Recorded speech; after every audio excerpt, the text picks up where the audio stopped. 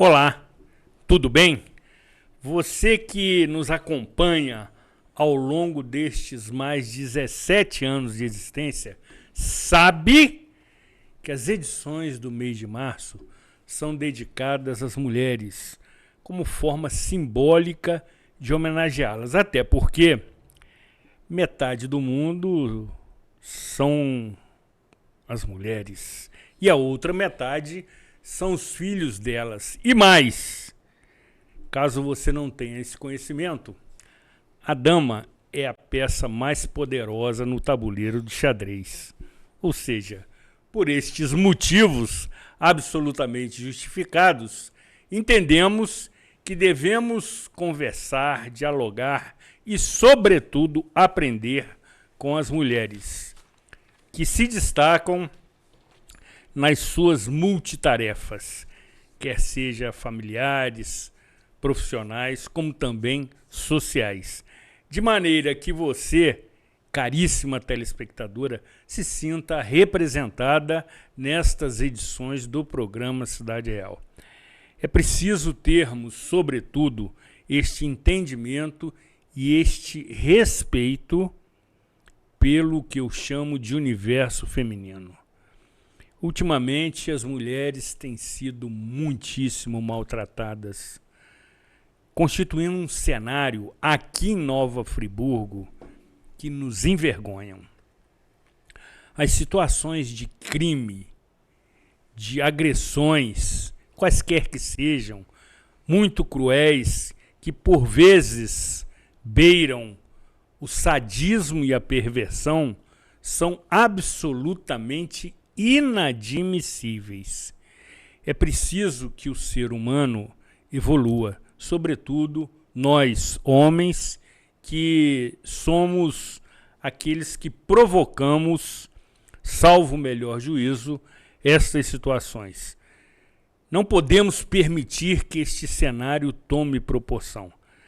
Temos que colaborar de alguma forma, de alguma maneira, para reduzi-lo, para controlá-lo.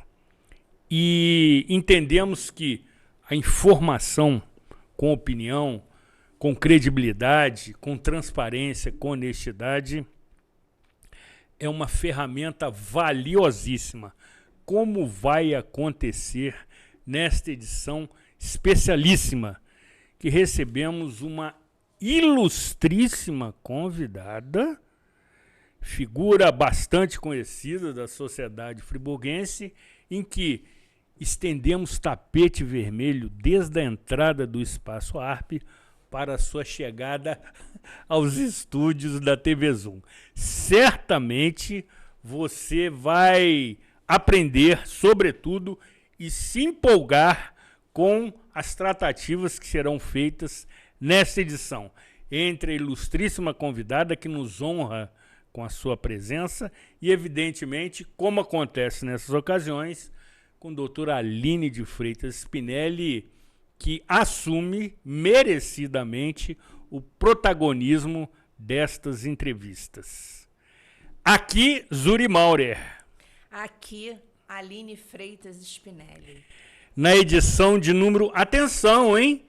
888 do programa Cidade Real, neste dia 24 de março de 2025. Vem com a gente.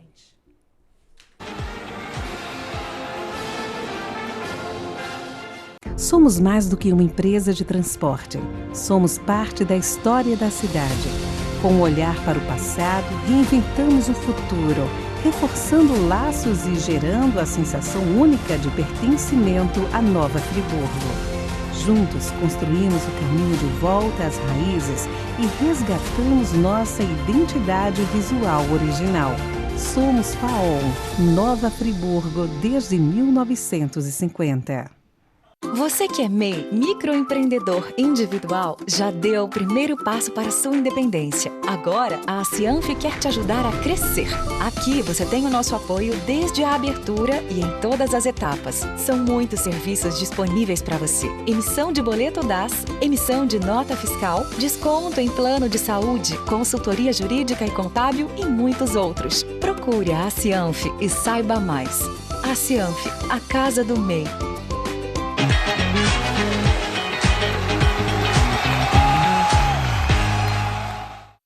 Senhoras telespectadoras, senhores telespectadores, a grande preocupação de um comerciante, de um industrial ou de um empreendedor é a falência. Mas existe uma empresa que pode falir se nós não tomarmos cuidado. É verdade que se não tomarmos cuidado, qualquer empresa pode falir. Mas a mais cuidadosa, a que mais exige de nós um cuidado especial é a nossa empresa, o nosso ser, o nosso corpo, a nossa mente e o nosso coração. Portanto, duas coisas são importantíssimas para que você não tenha uma falência pessoal. Uma delas é o medo do futuro. Todas as pessoas que normalmente têm medo do futuro, que olham para o futuro com incerteza, que olham para o futuro com falta de coragem, essas pessoas tendem a ter uma falência pessoal, uma falência psicológica. E a segunda coisa é você, na sua vida, prender-se ao lixo do passado, fazendo constantemente viagens de remorso. Isso é danoso para a empresa pessoal, para o seu eu, para a sua singularidade, para a sua consistência moral. Além disso, nós precisamos pensar em três coisas que também colaboram com a falência. A primeira delas é você viver reclamando ou conviver com quem reclama sobre todas as coisas. A segunda, que pode te levar à falência pessoal, é o julgamento, é apontar o dedo para os outros, é querer julgar todo mundo, é querer meter-se na vida das outras pessoas. E a terceira, que também é tão danosa quanto as outras, a vitimização. Quando você se torna vítima, você é sempre prejudicado, todos estão contra você. Evitando isso, você pode salvar a sua empresa individual, o seu eu, o seu ser, livrando de todos os males que possam prejudicar todo o seu progresso humano.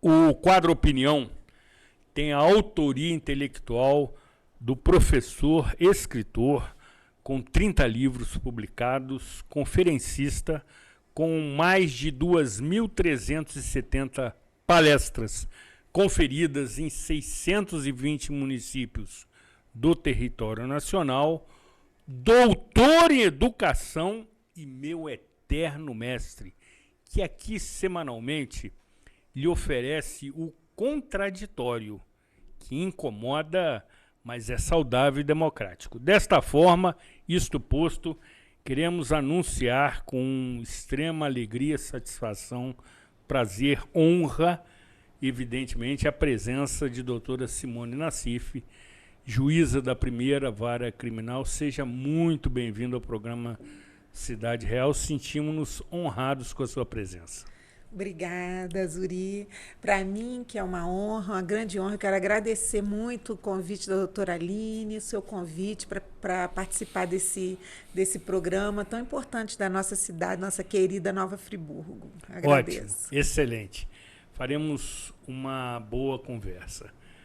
Doutora, percebo que você se encontra indócil para começar as tratativas com a doutora Simone. Prossiga. Eu diria que eu estou particularmente empolgada, porque no mês das mulheres, hoje, 24 de março, e por ser uma ocasião não só de festa, mas também de preocupação e de luta, né? Hoje eu pretendo falar muito aqui sobre a luta, sobre a ausência de representatividade, né, que a gente continua passando. Mas antes de entrar no mérito, antes de entrar nesses debates, eu gostaria, mais uma vez, de bater todas as palmas para minha querida juíza presidente do nosso Tribunal de Júri de Nova Friburgo, juíza eleitoral também, né, que foi responsável por uma parte da região de Nova Friburgo nas eleições municipais. E eu, como cria da Universidade Estácio de Sá, eu sempre tenho um especial carinho por quem estudou na universidade, foi aluna dos mesmos mestres que eu, né? Então, doutora Simone, seja muito bem-vinda aqui, trazendo sua beleza, a sua feminilidade e a sua força. Você é uma heroína, uma super-heroína para mim. A gente entra no seu Instagram e a gente vê qualquer pessoa que esteja interessada em democracia no estado do Rio de Janeiro, não tem como não conhecer a doutora Simone e não tem como conhecer os movimentos nos quais ela luta. Então, membra da Associação de Juízes pela Democracia, membra da Associação Brasileira de Juristas pela Democracia. E uma mulher que veio de Cantagalo, passou num concurso para magistratura. Acredito, a senhora já tinha filhos, doutora? Tinha. Já tinha filhos. Então, queria que a senhora contasse como começou a sua história, como foi o seu amor pelo direito, como que a senhora se descobriu ali.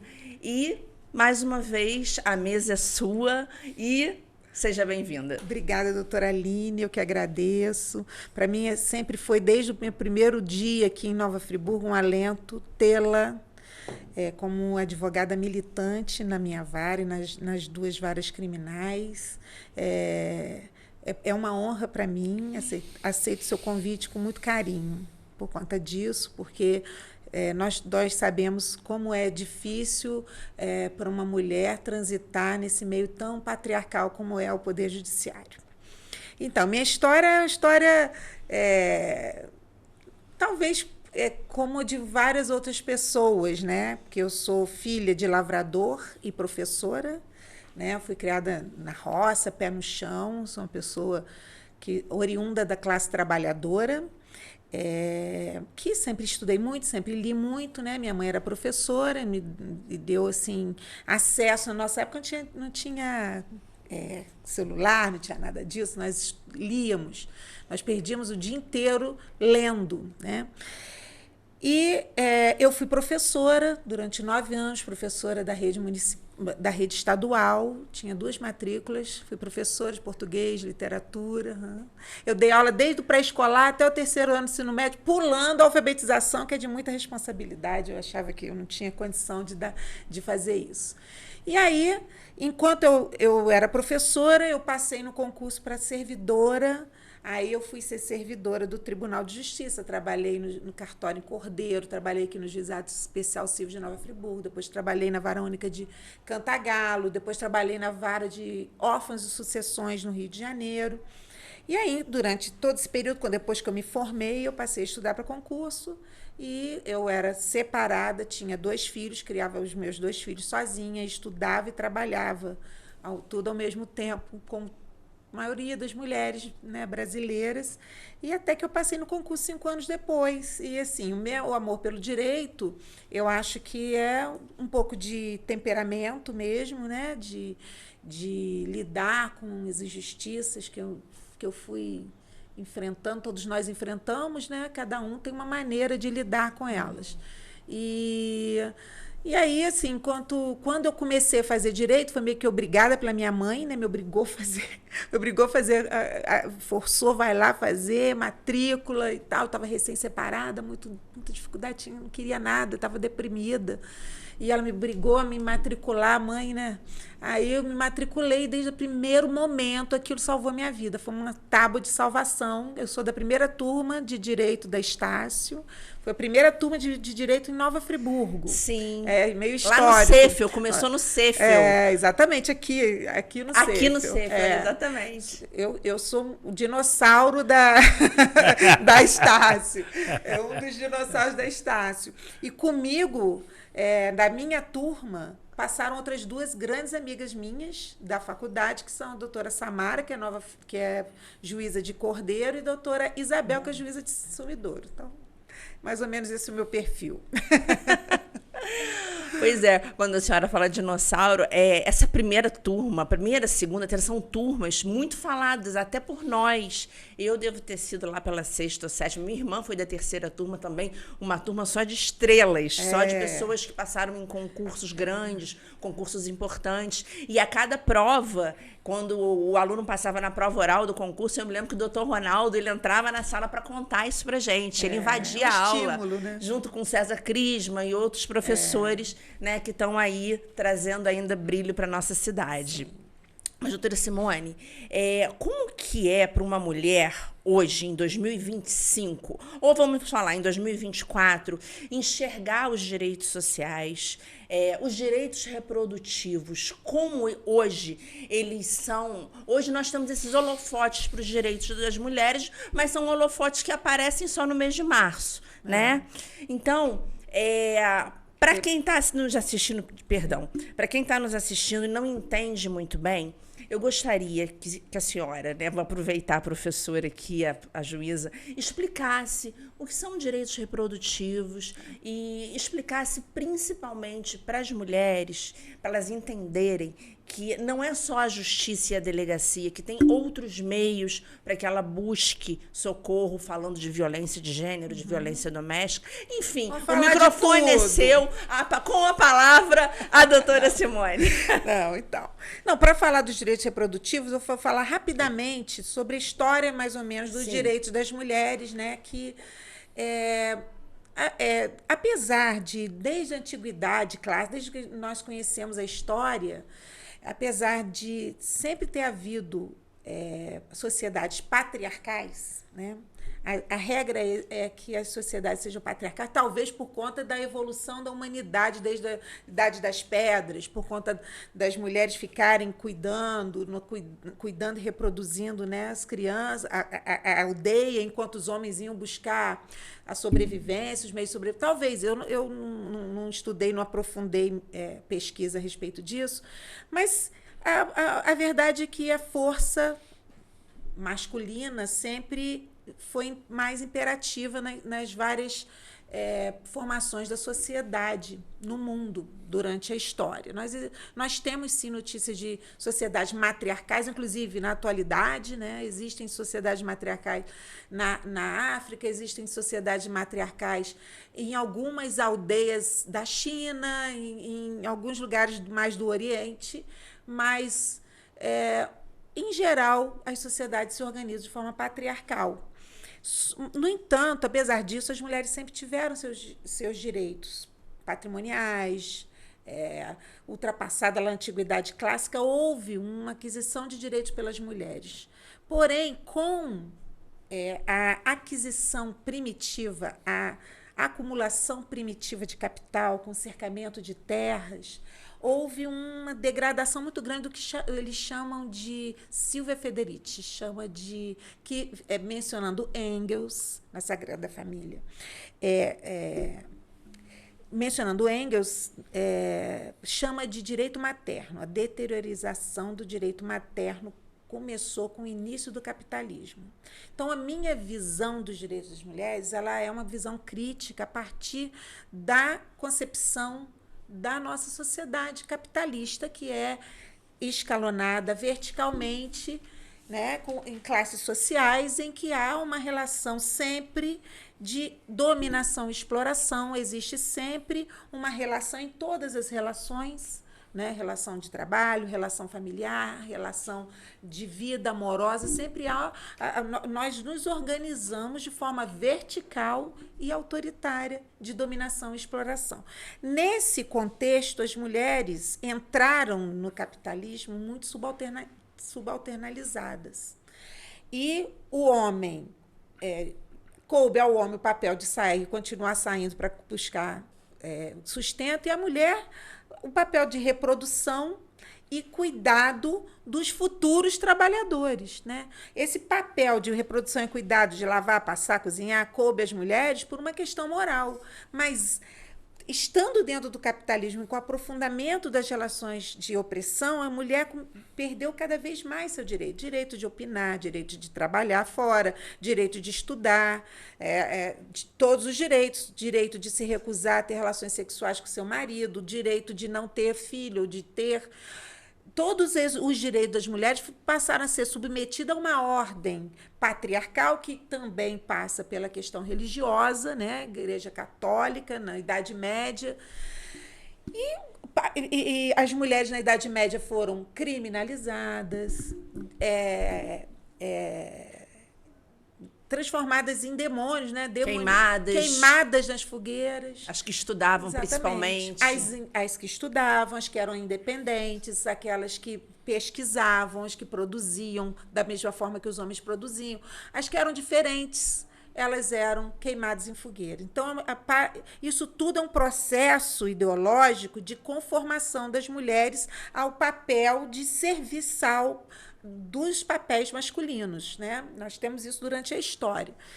Mas só que as mulheres foram se organizando coletivamente, ninguém conquista direito nenhum sozinho, foram conquistando coletivamente direitos. No século, a Angela Davis descreve a luta das mulheres por se recusar a ter relações sexuais com seus maridos, para poder se recusar a ter relações sexuais. Isso é importantíssimo para caracterizar hoje em dia que o marido pode estuprar a mulher, ele pode praticar o crime de estupro. A mulher não é obrigada a se submeter à imposição sexual do homem. E aí, entrando no século XX, com a Primeira Guerra Mundial, a Revolução Russa, outras revoluções no Oriente, as mulheres tiveram um papel importante, porque com a Primeira Guerra Mundial os homens foram para a guerra. E indo os homens para a guerra, as mulheres passaram a ter um papel na sociedade muito determinante. Tiveram que trabalhar no campo, trabalhar na cidade, tiveram que se organizar e fazer, por exemplo, a Revolução Russa. E nós, em termos documentais, e aí sim, a minha pesquisa de mestrado passa por aí, em termos documentais, nós temos que, com o triunfo da Revolução Russa, houve, no início do século, em 1920, eles já tinham na Rússia direito ao divórcio, direito ao aborto, direito a trabalhar fora, direito à creche, direito à primeira mulher ministra de Estado, Alexandra Kollontai, foi na Rússia. Todos esses direitos já foram garantidos lá no início. Claro que as forças conservadoras, patriarcais, estão sempre, e nós vamos falar disso daqui a pouquinho. E aí, essa primeira onda, uma onda de conquista de direitos. Ao mesmo tempo, na Inglaterra, a luta das sufragistas. Tem aquele filme lindo, maravilhoso, que é um filme importantíssimo de ser assistido por todas as mulheres, que é As Sufragistas. A luta das mulheres sufragistas pelo direito ao voto. Quem não vota não tem direito, não consegue. Quem não vota não tem seus direitos resguardados. Então, foi uma luta muito importante, emblemática para a conquista de direitos. E aí nós pulamos, porque tem a Segunda Guerra Mundial, todo o Holocausto, toda uma degradação humana que nós vivemos, né, no meados do século XX. Chegamos na Declaração de Direitos Humanos, de Direitos Humanos de 1948, que diz que homens e mulheres são iguais, né? Só que, apesar disso, por exemplo, no Brasil, as mulheres não podiam se divorciar, as mulheres não podiam comprar um imóvel sem autorização do marido, as mulheres não podiam dirigir, ser dirigente de nenhuma empresa, não podiam viajar para o exterior sem autorização ou sem a companhia. Então, assim, as mulheres ainda eram tuteladas. Isso só acabou, toda essa legislação só acabou em 2002 com o Código Civil. Apesar de, em 1988, nós já temos a Constituição Cidadã de 1988, que diz que homens e mulheres são iguais perante a lei e elenca todos os direitos que nós temos. O direito ao aborto, aí vamos para os direitos reprodutivos. Direitos reprodutivos, eu já falei de um direito reprodutivo, que é de se recusar a ter relações sexuais com o marido, mas não só com o marido. Né? Nós vivemos numa sociedade patriarcal em que há uma cultura do estupro, que se manifesta não apenas no estupro propriamente dito, mas na falta de cuidado que o homem deve ter de respeitar o limite territorial do corpo da mulher em todos os espaços de trabalho, na rua. Você vai conversar com um homem, nenhum homem vai falar, eu tenho medo de passar naquela rua escura ali, o medo que ele tem de morrer. Nós temos medo de morrer, mas nós também temos medo de sermos estupradas.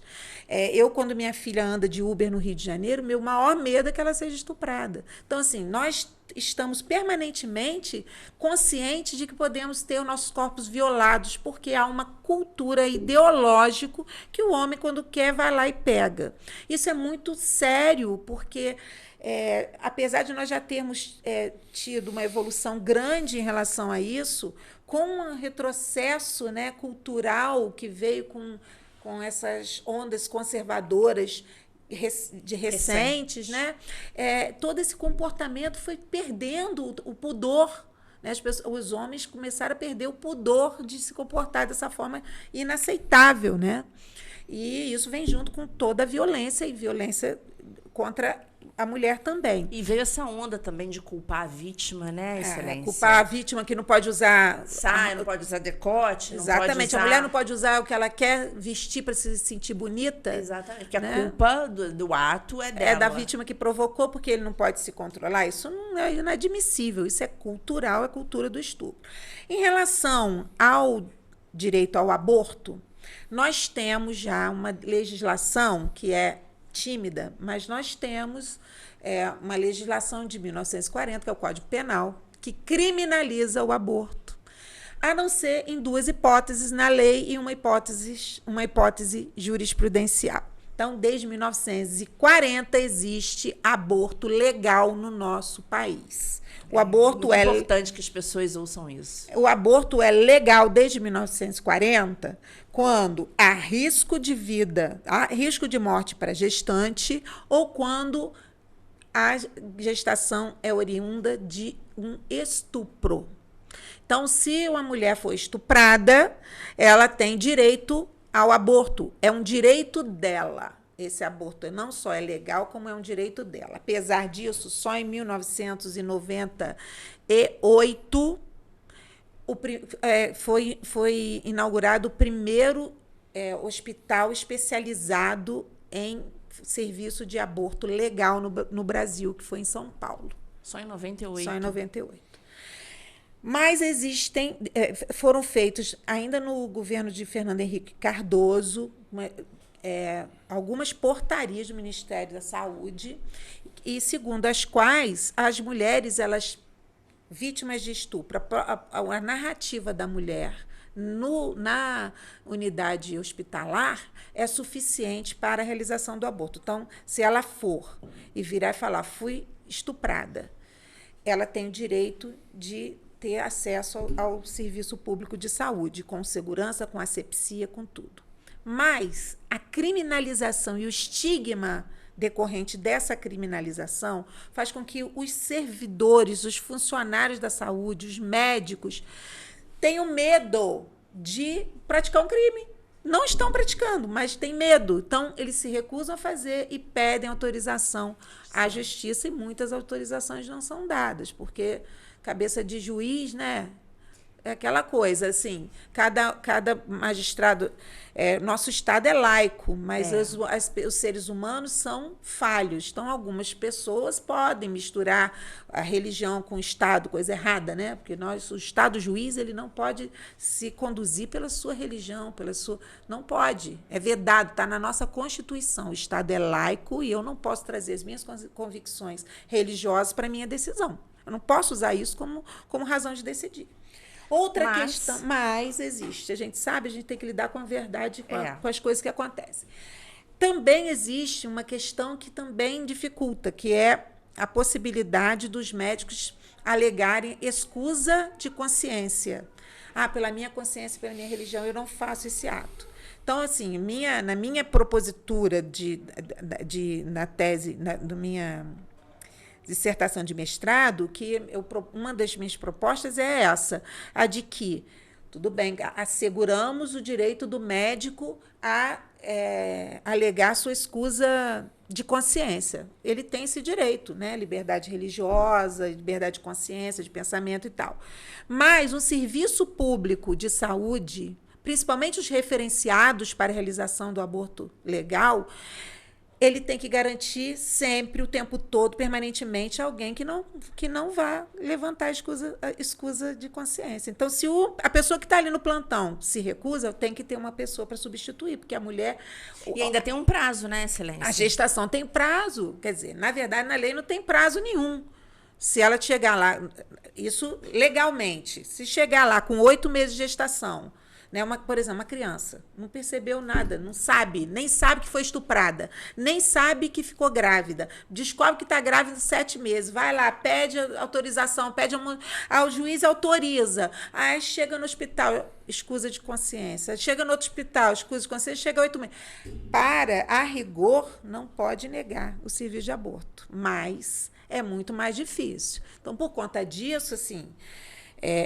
toda essa situação que nós vivemos, ela leva a uma dificuldade, a um obstáculo ao exercício do direito. Sem contar que, durante o governo Bolsonaro, houve uma interrupção de aquisição de um medicamento primordial, não só para o tratamento, por exemplo, de quem teve aborto espontâneo, como para a realização do aborto legal, que é o misoprostol. Não foi adquirido. Então, ele não adquiria. E aí, assim, os procedimentos obstétricos públicos eram realizados basicamente com violência obstétrica. Porque as mulheres... ou por qualquer outro tipo. Ou sucção, ou com aquela ocitocina, né? Que provoca... Deus do céu. E não é só a mulher que aborta.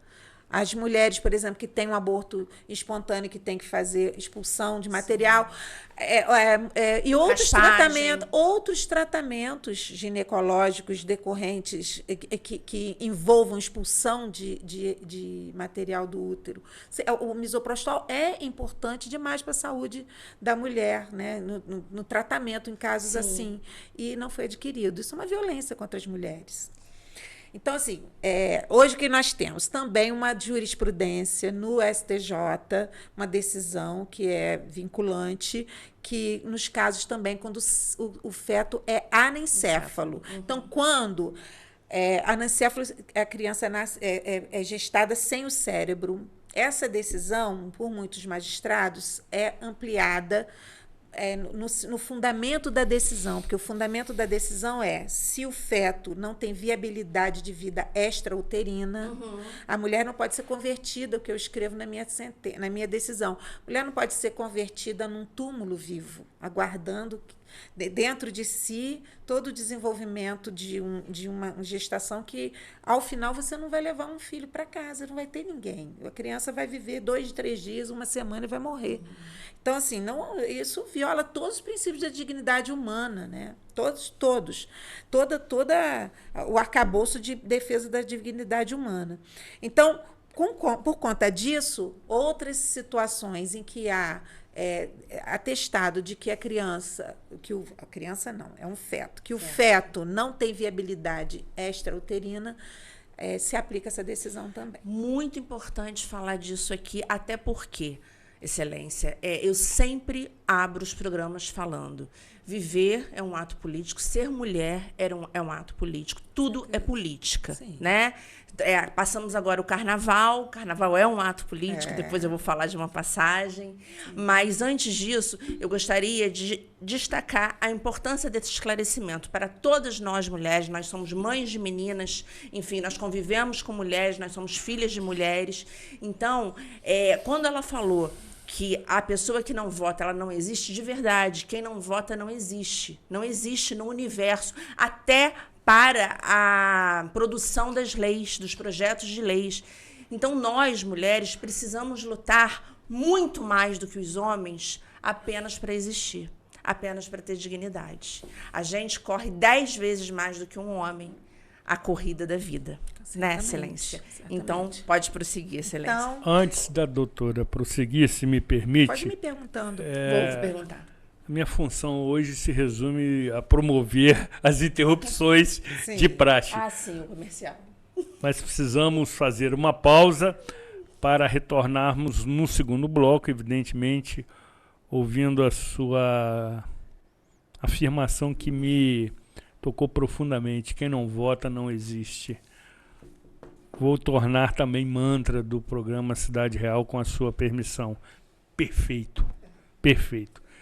Depois do intervalo, retornaremos, atenção, com o quadro Saúde Mental, que estreou na edição da semana passada e que prossegue nesta edição, como também ad infinitum, que você certamente irá tirar muito proveito. Não saia daqui, afaste-se da tela do seu celular. Somos mais do que uma empresa de transporte. Somos parte da história da cidade. Com um olhar para o passado, reinventamos o futuro, reforçando laços e gerando a sensação única de pertencimento à Nova Friburgo. Juntos, construímos o caminho de volta às raízes e resgatamos nossa identidade visual original. Somos FAOL, Nova Friburgo, desde 1950.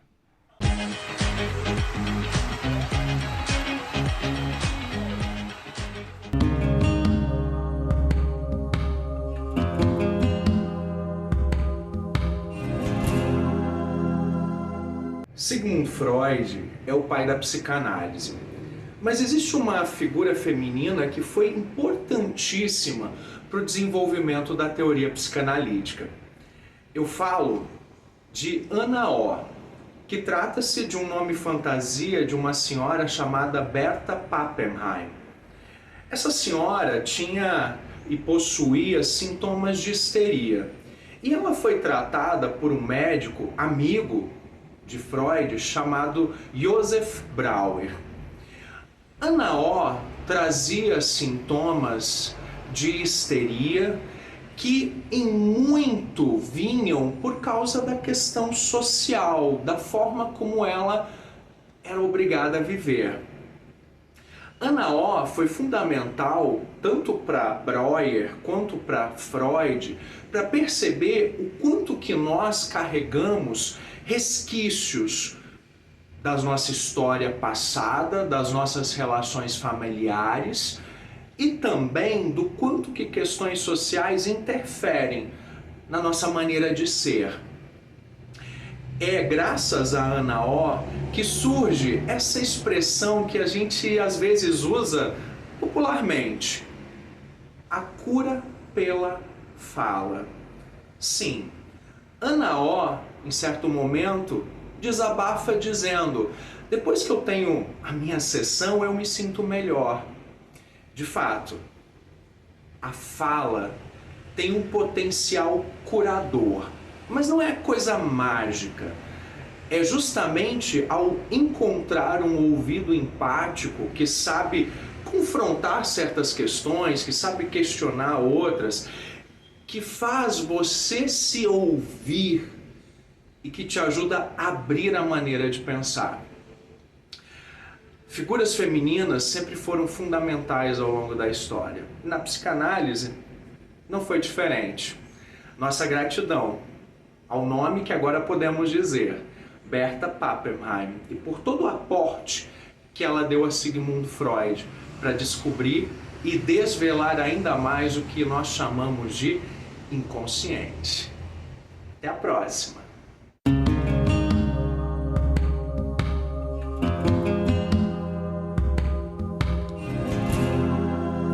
Pastor Gerson, sempre cirúrgico e especialmente inspirado, né? Quando ele fala ali da histeria, aqui na mesa de hoje, nós podemos debater com muita simplicidade, colocando mesmo o dedo na ferida, sobre esse olhar da sociedade, julgando as mulheres, né? Chamando as mulheres de histéricas, reproduzindo, né?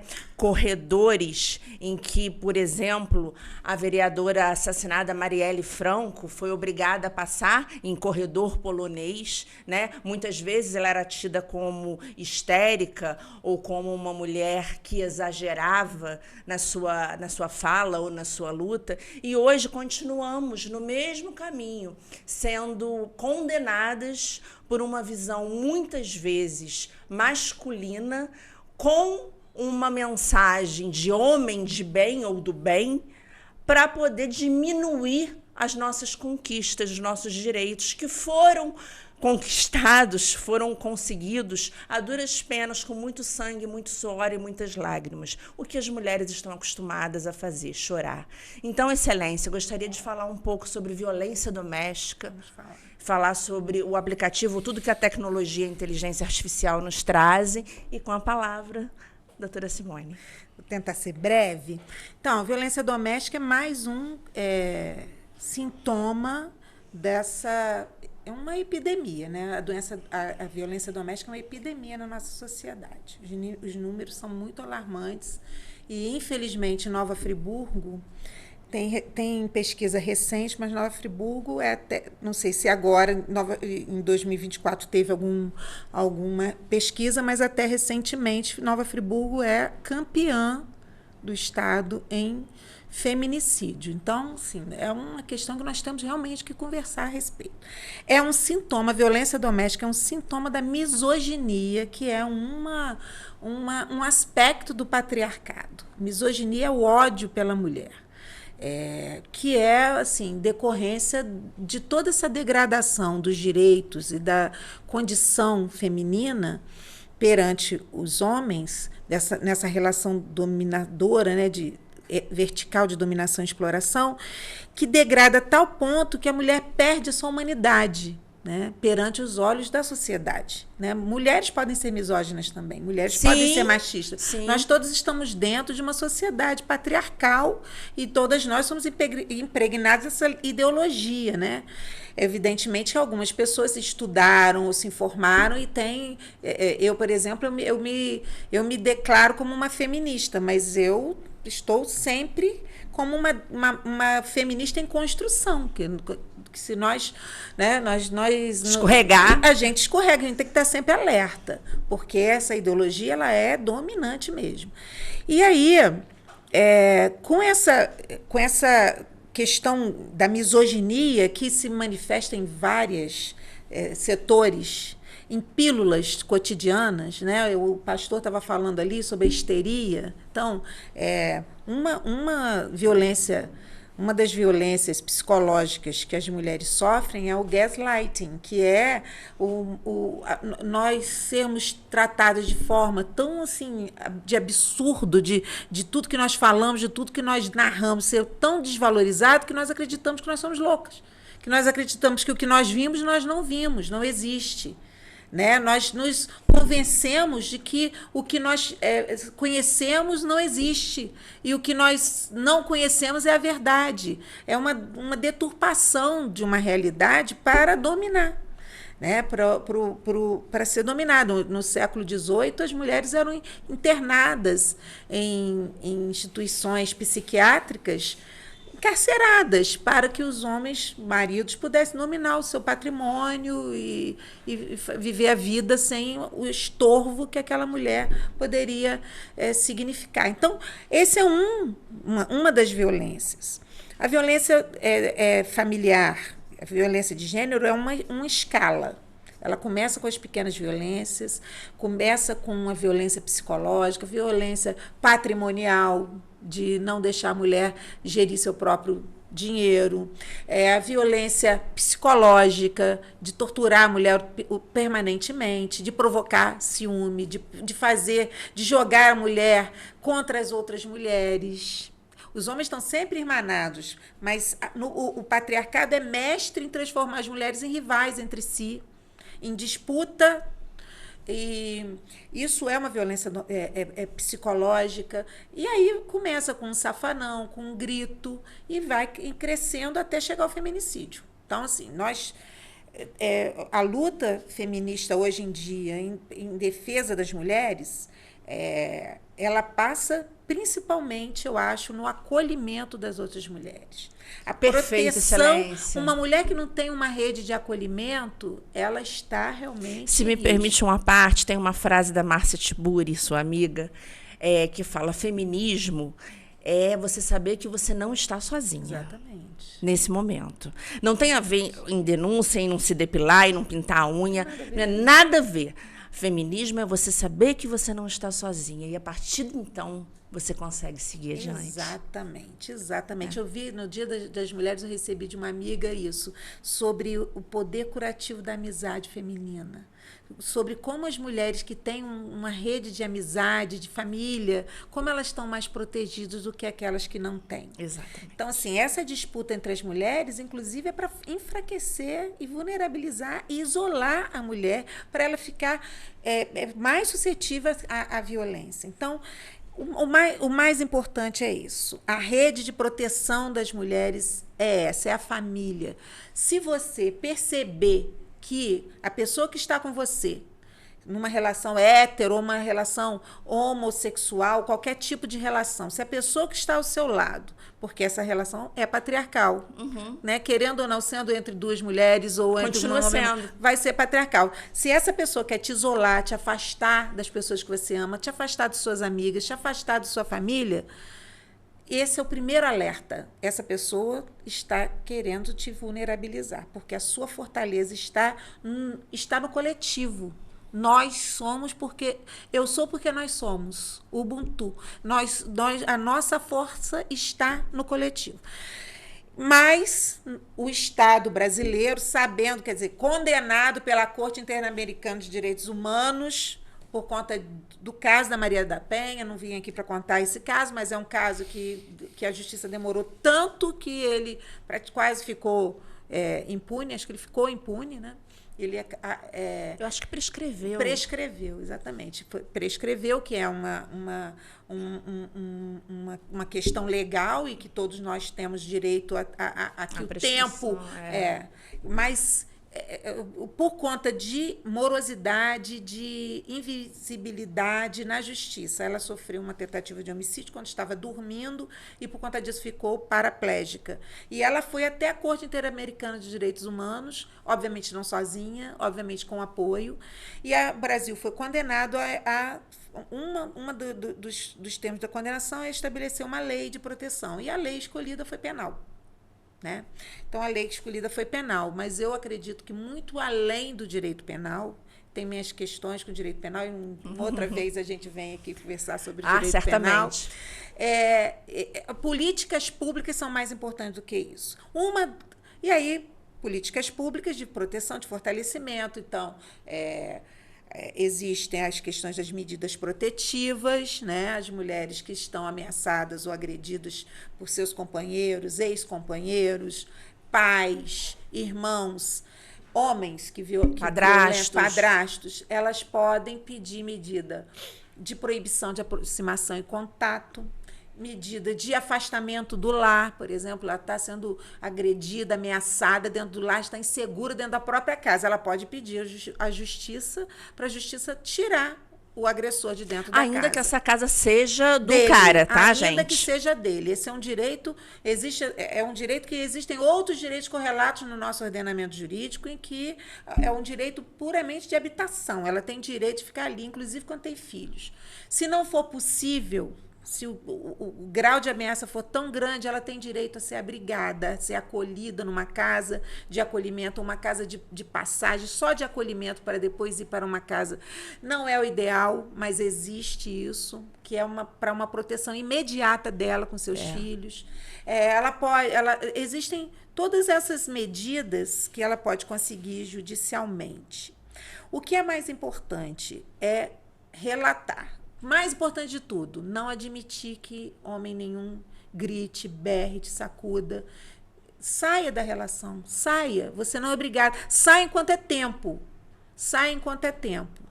Quando perceber que está sendo humilhada, desrespeitada, ridicularizada publicamente, saia dessa relação. Procure sua família, suas irmãs, suas primas, suas amigas. Procure aquela pessoa com que você já trabalhou algum dia, uma mulher acolhedora.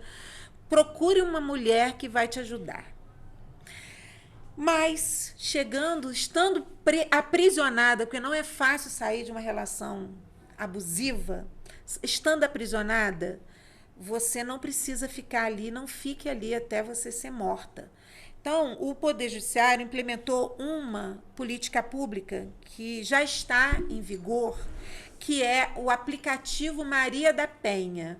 Esse aplicativo Maria da Penha é um site, é um link dentro do site do Tribunal de Justiça, mas é só escrever aplicativo Maria da Penha. Eu achei assim, pelo Google. E lá nesse aplicativo Maria da Penha, ele tem o seguinte, ele te explica que esse aplicativo ele só atinge as pessoas que moram no estado do Rio de Janeiro, está aqui, está mostrando ali, né? Mostra as situações em que você deve pedir as medidas protetivas, tem um guia sobre violência, sobre tudo isso que eu falei aqui, muito mais, explica como funciona o aplicativo, que é simples. Ele é um link que funciona como aplicativo. Por quê? Porque não usa a memória do seu celular. Você só precisa estar num lugar que tem Wi-Fi. Você precisa de um lugar que tem acesso à internet. E aí você tem... a vítima responde um formulário que está nesse aplicativo. Esse formulário ele vai direto para o sistema, vai formar uma petição que vai ser distribuída diretamente para o juiz de violência doméstica familiar com competência. E o juiz vai avaliar o caso e vai julgar e vai decidir se vai te dar, se não vai te dar, se precisa de um estudo social, entendeu? Mas você vai estar ali dentro de um sistema já de acompanhamento estatal do seu caso. Porque o caso só vai para o Estado quando, dentro da sociedade, ele não foi solucionado. Então, é muito importante... É a última rácio, né, Excelência? É a última rácio. Que a gente fala do último degrau. Exatamente. Então, assim, aqui também tem os números que você pode pedir ajuda, pode pedir ajuda pelo 190, que é a Polícia Militar, mas você também tem a Polícia Civil. E o 180, né? Polícia Militar é 190, Polícia Civil 197 e a Central de Atendimento à Mulher é 180. Os demais são lá da capital. Ministério Público 127 e os demais números são de centros lá na capital. Então, entre nesse link, explore o link, vai olhando. Vocês mexem em rede social o tempo todo? Então, vocês vão saber mexer nesse link, que é simples e é importante que as pessoas saibam que, talvez, às vezes, o link o aplicativo é mais importante que o telefone, porque não faz barulho. Isso. Às vezes, a pessoa está numa situação que não consegue falar. Que não pode falar. Entra ali, pede socorro. Vai fazer xixi, leva o celular e faz isso. Né? Já ouvi relatos de pessoas que ligaram para 180 e pediram uma pizza. Exatamente. E aí o interlocutor entendeu, né? E parece que deu certo. Exatamente. Mas tem a gravação. Mas depois disso é importante também que a pessoa procure a Defensoria Pública ou um advogado para poder acompanhar a situação, né, Excelência? Defender seus direitos, com certeza. Muito importante. Excelência, temos pouquíssimo tempo e um universo vasto de perguntas para te fazer. Quero falar sobre a PEC perigosa que a senhora mencionou, se a senhora puder falar um pouquinho. Queria falar, se desse tempo, sobre essa associação linda e sobre o julgamento que teve. Então, Com a palavra. Então, antes, para não esquecer, como eu falei mais cedo, as forças conservadoras do patriarcado, elas estão sempre querendo recuperar o espaço de poder perdido pelos direitos conquistados, pelos subalternalizados, entre essas mulheres, né? Essa luta das mulheres não é só das mulheres, é uma luta que tem que ser interseccional, de classe, raça e gênero. Que é também um pouco dos indígenas, né? Sim, por isso que eu falo raça, porque indígenas, negros, todas as pessoas racializadas. Porque a sua fala, que me comoveu muito, que eu tentei, eu vou postar depois para quem quiser ver, é uma fala que fala muito das minorias, e de nós que sofremos, de mulheres que sofrem, de índios que sofrem, sim, né? Exatamente. E aí, por conta... Então, assim, o que acontece? Como está sempre nessa disputa de poder, nós estamos em concreto risco de perda dos direitos, do direito inclusive ao aborto legal, que foi reconhecido em 1940, mesmo daquele aborto legal que eu expliquei no bloco anterior, nós temos risco de perder. Ou seja, uma criança de 9 anos estuprada pelo padrasto, pelo irmão, pelo pai, ela vai perder o direito de abortar. Uma mulher que está em risco de vida vai perder o direito de abortar, porque a PEC está querendo entrar com uma emenda à Constituição de que a vida se inicia com a concepção. Evidentemente é inconstitucional, é um retrocesso de direitos, todos os direitos humanos, de acordo com o artigo 5º, parágrafo 2º, todos os direitos humanos, eles entram no nosso ordenamento jurídico como direito fundamental e, portanto, não pode ser abolido, cláusula pétrea, mas nós sabemos que tudo isso é uma disputa de poder e as forças reais de poder estão aí para serem exercidas. Então, há um risco, nós precisamos nos unir, nos organizar, estudar, produzir textos, fazer programas, ir para as universidades, fazer manifestação de rua, ir para o Congresso, conversar com nossos parlamentares que nós elegemos, que nós não queremos isso. Nós queremos vida, porque o direito ao acesso ao aborto não é ninguém quer morte, nem morte de feto, nem morte de ninguém. A gente não quer a morte das mulheres, porque o aborto não deixa de ser realizado. Ele é realizado por 1 em cada 5 mulheres em idade reprodutiva, de qualquer raça, de qualquer classe social, de qualquer religião. Isso está na última pesquisa sobre aborto de 1916 Débora Diniz, professora Débora Diniz, que foi exilada na época do Bolsonaro, justamente por causa da sua luta pelo aborto. Pelos direitos reprodutivos das mulheres. Então, em relação a isso, eu já falei. Quer que eu fale mais alguma coisa? Quero. Só para fechar o raciocínio, que a gente falou dos indígenas e das mulheres... Nós estamos com pouquíssimo tempo. 10 minutos. Tá. É muito importante que que nós, mulheres, façamos isso que a doutora falou, quando ela diz, não deixe de lutar, não deixe de ir à Câmara, não deixe de ir cobrar. Por quê? Porque estão tirando da gente os nossos sonhos. E tem um autor indígena que fala, acreditar em futuro é um ato de resistência, afastando-nos da depressão, porque sonhar também é um modo de lutar. Krenak. Exatamente. E por isso que hoje trouxemos a doutora Simone, já com pouco tempo para encerrar, em palavras finais, já em alegações finais, excelência. Quero só agradecer, senhor, vocês dois, já agradeci, quero dizer que sempre que eu puder, eu vou estar presente nos programas, se os senhores me convidarem, se nós pudermos. Por quê? Porque é muito importante falar o que a maioria das pessoas não falam. Então, exatamente. Para mim foi muito importante, eu agradeço muito, obrigada. Doutora, certamente a senhora será convidada para outros momentos, até porque ocupa com destaque a nossa grade, porque trata de um tema extremamente sensível, mas com coragem.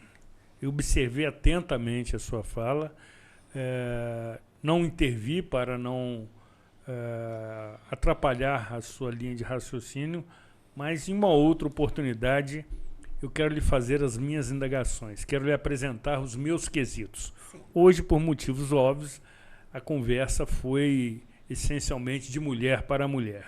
mas em outra oportunidade, certamente eu quero me manifestar e desde já agradecemos, sensibilizados, o seu esforço por estar conosco, a sua deferência, o seu carinho, e pode ter certeza absoluta que a sua fala foi de utilidade pública. A nossa maior parte da expressiva audiência é composta por mulheres. E eu tenho certeza que a senhora, com a sua manifestação, pode ter contribuído para salvar vidas. Seja muito bem-vinda, que Deus lhe abençoe. Obrigada. Doutora Simone, eu queria dizer no final, nas palavras de Mário Benedetti, que nós, juntas, como ensinou Márcia Tiburi, nós, na rua, lado a lado, somos muito mais que duas, tá? Somos mesmo. Obrigada. Muito bem. Precisamos encerrar definitivamente, entendendo mais uma vez que levamos até você informação com opinião, que ao fim e ao cabo, em apertada síntese, é o que lhe permite avaliar, analisar, comparar e formar a sua própria opinião. Cuide-se bem e até a próxima edição.